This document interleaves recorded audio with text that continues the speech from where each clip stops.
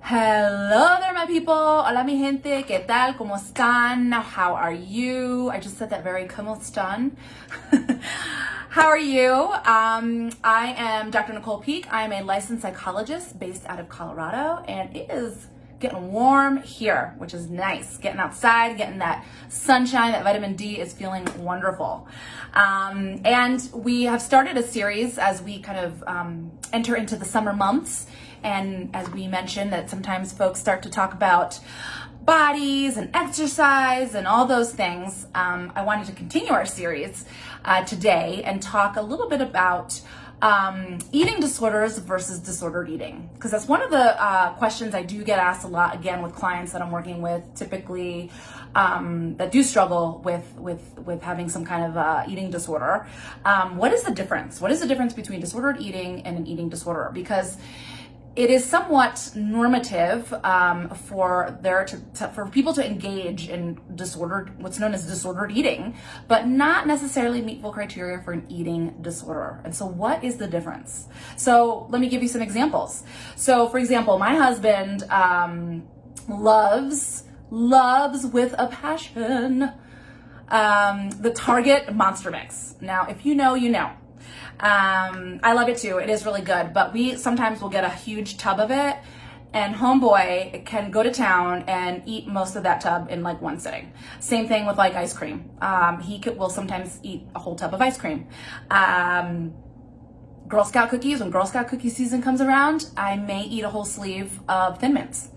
I have a girlfriend who has been eating the same lunch like all day, every day, no variety, day in and day out, the same thing. Is that disordered eating? Is it an eating disorder? How do we know the difference? So those examples that I just listed to you they're all great examples of what's known as disordered eating.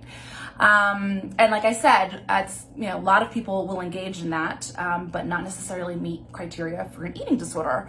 So what are some red flags? So for you, if you're watching and you're questioning whether, I engage in some things and I'm not exactly sure. So here are some red flags to pay attention to for you boo. Or if you have a family member that you're kind of concerned on, let's talk a little bit about what are some red flags to distinguish between the two. So I would say first and foremost would be behaviors and engaging in number and frequency of behaviors. So typically somebody that is struggling with an eating disorder is engaging in multiple behaviors related to weight, shape, body image, food, exercise, what's known as compensatory behaviors. That's behaviors done in response to having eaten food in order to burn calories, for example. So somebody with an eating disorder is going to be engaging in lots of behaviors, and we're usually, I would say, more days than not, and sometimes even multiple times throughout a day. And so that's something to pay attention to. Behaviors, and again, related to eating, to body image, and such. And so that's definitely something to pay attention to, number of behaviors and frequency of behaviors. Another red flag that we notice is typically there's a lot of secrecy around said behaviors. And so, like a lot of times people that engage in behaviors related to eating, they could be very secretive about it. There could be a lot of shame. For some people, sometimes it feels good to engage in these behaviors. However, they're not readily open to talking about them with somebody else. So again, if you are watching and you're concerned for yourself, for example, pay attention and be honest with yourself. What I'm engaging in, is this something that I would share with someone openly and honestly and just let them know what's going on? Or is it something that I kind of feel ashamed of, or maybe I feel proud of, but not in a good way, and I know that if I said it to somebody, they might think it's kind of odd. So secrecy, that's something else that we typically will see. Another red flag, I would say, is obsessions.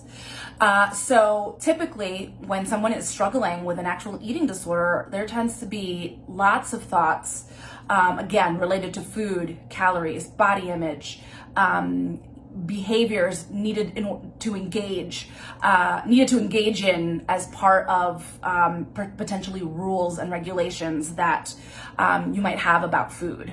And so really paying attention to that. Again, it's very normal. I love Red Lobster.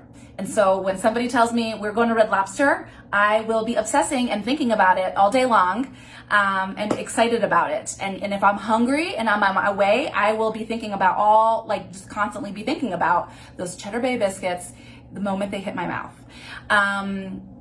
But again, that is in that moment. And typically the obsessions tend to feel good in somebody that is more disordered eating versus an eating disorder. Again, oh my gosh, I can't wait to eat it, versus oftentimes when somebody's struggling with an eating disorder, a lot of the obsessions cause anxiety. There's anxiety about, again, rules and rituals that I need to engage in order to be okay. And so that's something to pay attention to. So obsessions, obsessive thinking about it all the time, not just once in a while. And then I would say another red flag to pay attention to is interference in life. So again, somebody struggling with an eating disorder, a lot of the behaviors, obsession, need for secrecy is going to start to impinge on life. And what do we mean by that?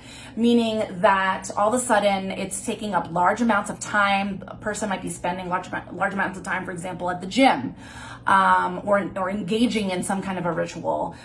They might start avoiding things potentially, maybe avoiding eating out. They become isolative, right? Can start to kind of socially isolate and not be with other folks. So again, is it interfering in life in some way is also an important marker that may indicate more of an eating disorder. Okay, so now if you're listening and you feel that you can identify with a lot of what I've been describing, then again, I want you to really be honest, and I am here to talk to whoever that is, that there is help, right? We have some wonderful, again, evidence-based interventions that have been shown to really be helpful for people. And actually, the sooner you get help, the better. So I really am speaking to you if you really feel like you can identify with this, or if you're a loved one or a friend or what have you, and are concerned about someone, maybe they need to listen to this video. And you also can have confidence in knowing that there is help.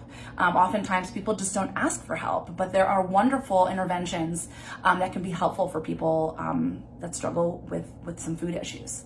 So now you know.